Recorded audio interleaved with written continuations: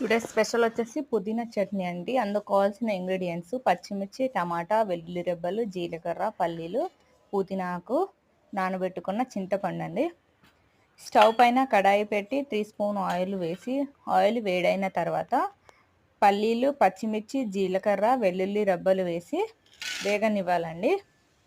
ఇవన్నీ బాగా వేగిన తర్వాత పుదీనా ఆకులు వేసి వేగనివ్వాలండి. పుదీనా ఆకులు కూడా వేగిన తర్వాత పుదీనా ఆకుల వలన అయితే ఏమవుతుందంటే మనం తిన్న అన్నం తొందరగా జీర్ణం అవుతుంది, నోటి దుర్వాసన కూడా రాకుండా చేస్తుందండి. పుదీనాలు వేయించి కాకుండా నార్మల్గా కూడా తినొచ్చండి. అన్నీ వేగిన తర్వాత ఒక ప్లేట్లో తీసుకొని అదే కడాయిలో టమాటాలు వేసి టమాటాలని బాగా మగ్గనివ్వాలండి. టమాటాలన్నీ మగ్గేంత వరకు మనం వేయించుకున్న వాటిని మిక్సీ జార్లో వేసి నానబెట్టిన చింతపండును కూడా వేసి మిక్సీ పట్టుకోవాలండి. తర్వాత అందులోనే వేయించిన టమాటాలను కూడా వేసి మిక్సీ పట్టుకోవాలండి.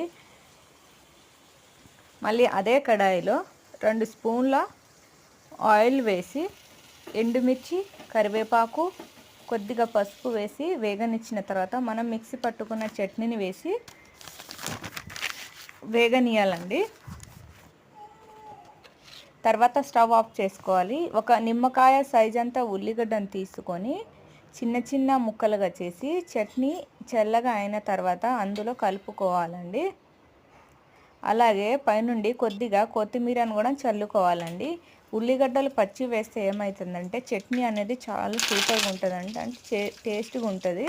నేనైతే ఏ చట్నీ చేసినా అందులో అయితే పైనుండి అయితే పచ్చి ఉల్లిగడ్డలను అయితే వేసుకుంటానండి. మీరు కూడా ఒకసారి ట్రై చేయండి ఇలానే. తర్వాత కామెంట్ చేయండి. లైక్ అండ్ సబ్స్క్రైబ్ చేయడం మాత్రం మర్చిపోకండి. పుదీనా హెల్దీ అండ్ హోమ్ రెసిపీ అండి ఇది.